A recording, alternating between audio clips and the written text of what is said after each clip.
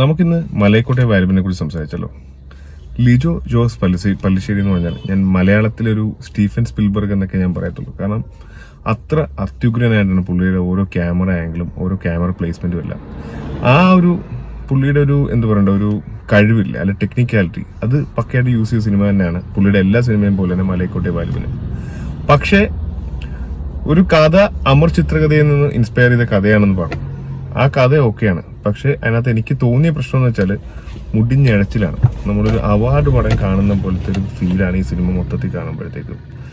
ആദ്യത്തെ കുറച്ച് സീൻ കുഴപ്പമില്ല, മോഹൻലാൽ വരുന്നതും പിന്നെ അവിടെ വെല്ലുവിളിക്കുന്നതും ആ സീനൊന്നും കുഴപ്പമില്ല. പിന്നെ അങ്ങോട്ട് കുറച്ച് ഒരു നടുഭാഗമൊക്കെ മൊത്തത്തിൽ ഇങ്ങനെ കിടന്ന് വലിച്ചു നീട്ടുവാണ്. ഒരു സീരിയൽ പോലത്തെ ഒരു വലിച്ചിലാണ് വരുന്നത്.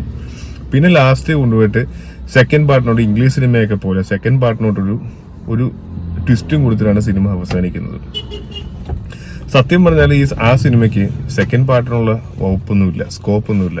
ഒറ്റ പാട്ട് കൊണ്ട് തീർക്കേണ്ട സിനിമയ്ക്കുള്ള സ്റ്റോറി അല്ലെ സ്ക്രിപ്റ്റ് ആ സിനിമയ്ക്കുള്ളൂ. അതാണ് മലയക്കോട്ടെ വാലിബന്റെ പ്രശ്നവും.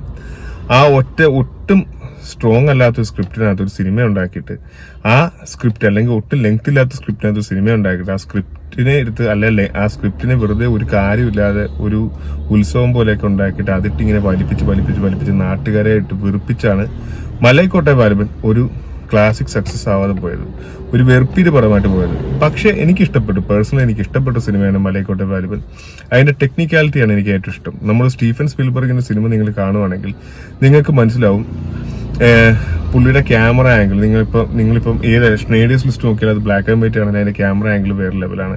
ജുറാസിക് പാർക്ക് പിന്നെ ഞാൻ പറയുന്നില്ല, കാരണം അത് വേറൊരു സൂപ്പർ നാച്ചുറൽ സിനിമയാണ്, അത് ഞാൻ പറയുന്നില്ല. നമ്മുടെ പുള്ളിയുടെ സാധാ സേവിങ് പ്രൈവറ്റ് റയാൻ ഉണ്ട്. അതിനകത്ത് യുദ്ധം നടക്കുന്നത് ക്യാമറ നോർമലി നമ്മൾ ഫ്രണ്ടിൽ നിന്നാണ് നോക്കുന്നതെങ്കിൽ ക്യാമറ മേളിൽ നിന്നൊക്കെയാണ് ഷൂട്ട് ചെയ്തേക്കുന്നത്. അത്ര വെറൈറ്റി ക്യാമറ ആംഗിൾസ് ആണ് സ്റ്റീഫൻ സ്പിൽബർഗിന് പറയാനുള്ളത്, അല്ല സിനിമയിൽ പറയാനുള്ളത്.